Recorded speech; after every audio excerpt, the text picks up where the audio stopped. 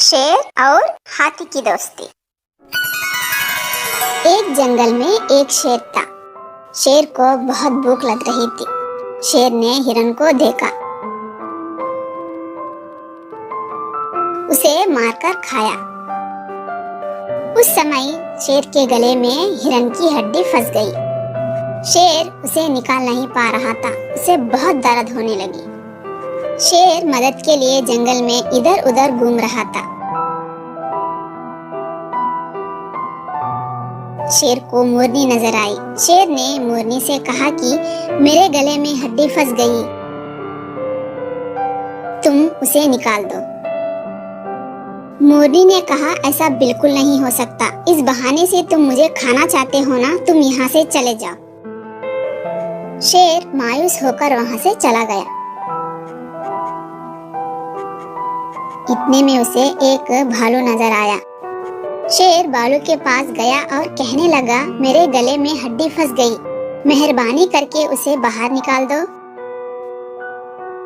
भालू कहने लगा कि मैं बहुत थक गया हूँ, मुझे बहुत नींद आ रहा है, तुम यहाँ से जाओ, मैं तुम्हारा कोई मदद नहीं कर सकता।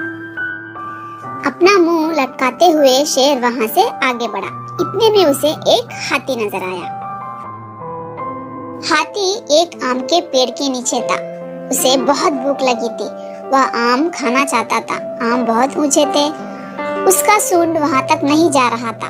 हाथी पेड़ नहीं चढ़ सकता, इसलिए हाथी बहुत मायूस हुआ।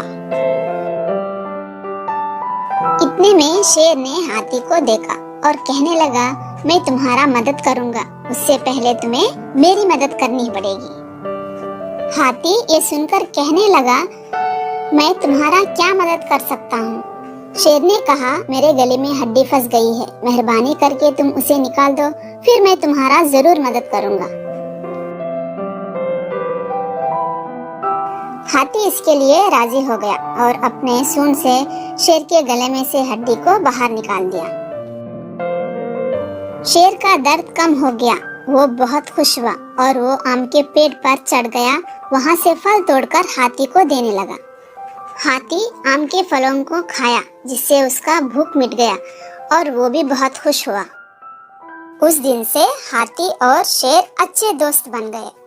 देखा बच्चों, इस कहानी से हमें यह पता चलता है कि कोई भी मुसीबत हमें बोलकर नहीं आती, इसलिए हमें सबसे मिलजुल कर रहना चाहिए। हमें भी चाहिए कि मुसीबत में कब कौन काम आ जाए नहीं मालूम, इसीलिए दुश्मन को भी दोस्त बनाकर रखना चाहिए।